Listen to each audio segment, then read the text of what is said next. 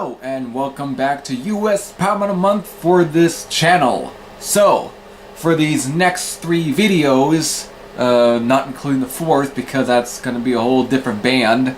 So, we're going to be talking about Agent Steel. Now, Agent Steel were definitely kind of thrown into that really early thrash metal scene because of with bands such as Metallica and Megadeth, Anthrax and Slayer and so forth. And of course Exodus, and they were on the same label as Exodus. They were on Combat, same with Megadeth. So, with that, their debut album was released in 1985, and of course, titled Skeptics Apocalypse. And which, of course, the lyrical themes for Agent Steel were different than some other bands, actually. They weren't really taking the whole shock value of, like, Satanism and any, all that. They weren't. It wasn't always about violence or anything. If anything, this band, of course, the lyrics are more a little sci-fi. Probably taking their love for, like, either like alien movies or something like that, like, or even their obsession with, like, with incidences that happen in the past with, like, UFOs and such. It's like they take their inspirations from that for their lyrics to kind of really come up with something that's, or even at times, even music stuff even could take a bit of a political standpoint at some place, and sometimes whatever. And since the political system, whatever, like government and stuff, definitely can fall into play within the whole UFO phenomenon as well. So it ties in itself. So with that, the album starts off with a intro titled "The Calling," which is actually a spoken word intro that sounds like it could have been taken from a movie. I don't know what movie it is. If you know if it is taken from a movie or know where it's actually is taken from, you can post your comments down below on that.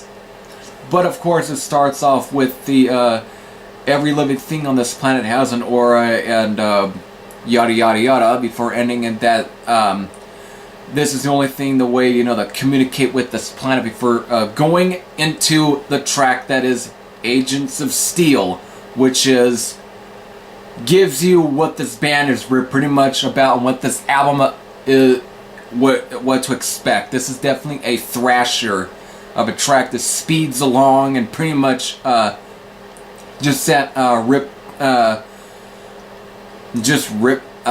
pacing speeds, whatever. It's definitely good. Taken by Force, which kind of at times it's still very speedy, but it's still a little more new wave of British heavy metal sounding, kind of Iron Maiden sounding, like something off like the debut or Killers, but still done. Evil Eye, Evil Minds, another real good speed thrasher as well, really good. Bleed for the Gods, definitely there. This one tends to be some of my favorite on here because of this is, again, it's a thrasher of a track, just like with Evil Minds, Evil Eye, Evil Minds, Agents of Steel, but it's done. It's a little more something about it is definitely kind of seems to grab at me more than some of the other tracks. But it's, if you could just type in the track yourself, you could probably maybe understand for why I like the track.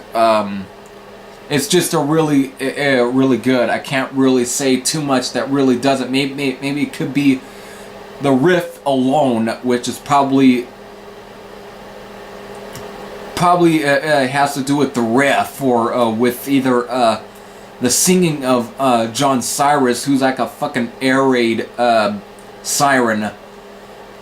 And speaking of John Cyrus, he was actually once a member of Abattoir, which is, of course, was even had, Juan Garcia, who was the guitar player on here, besides Kurt Kofelt. So, of course, it goes into Children of the Sun, which is, it starts off with a bit of a rumbling sound, something before going into in a really This is probably the most progressive track on this album. It kind of gives you for what this they would kind of take later on in the you know, within the albums.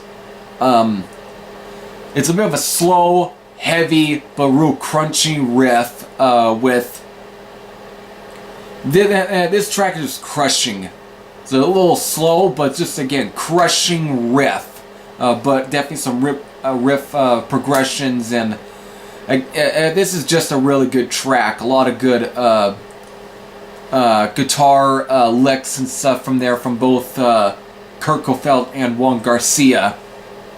144,000 Gone, which is definitely another good track. Kind of a little more melodic, but still a speed track. It's not like with Taken by Force, but it's definitely more melodic. Again, kind of showing a bit of their really early power metal sound that they were kind of showing, because Agent Steel really falls in within that power thrash sound. Here it's a little more power speed, and not really the power thrash sound that was provided by Metal Church. But this is still a good track. It's definitely good. Probably not my favorite on the album, but still is definitely done good. Guilty as Charged, which is kind of back to the slow pacing of Take It Before. It's the way that track starts off, but here it's like it's full on.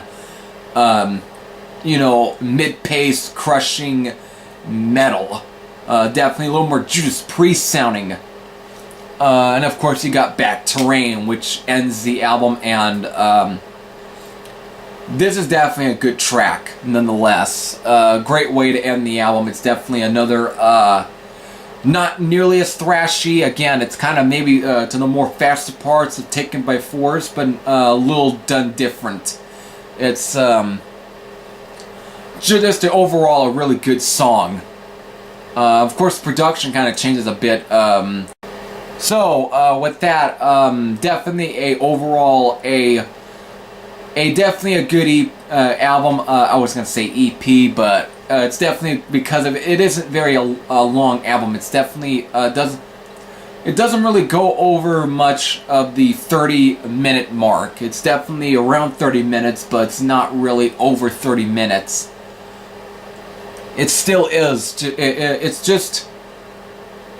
It's a very good taster for what this band was able to kind of offer to what they really show. This is definitely a,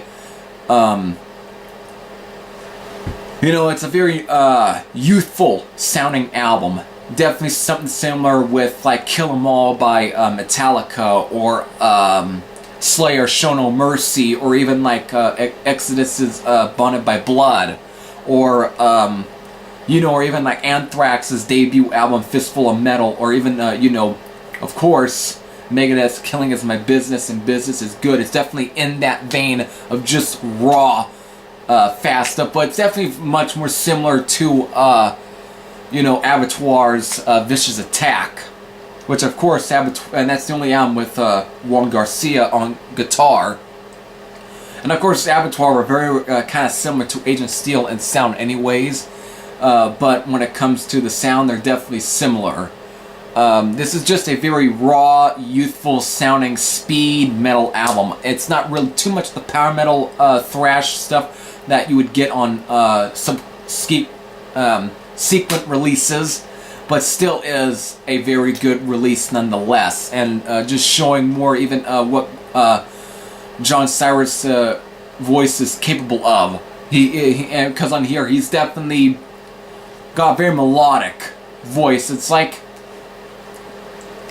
I want to say, it's like if you decide to combine Bruce Dickinson with King Diamond. I don't know if that's a good representation of his voice, but he just gives off a very,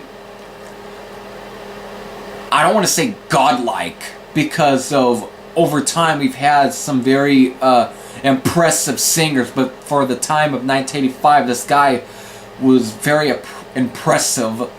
And I don't know, I've seen some people comparing him like Jeff Tate, but He's different than Jeff Tate.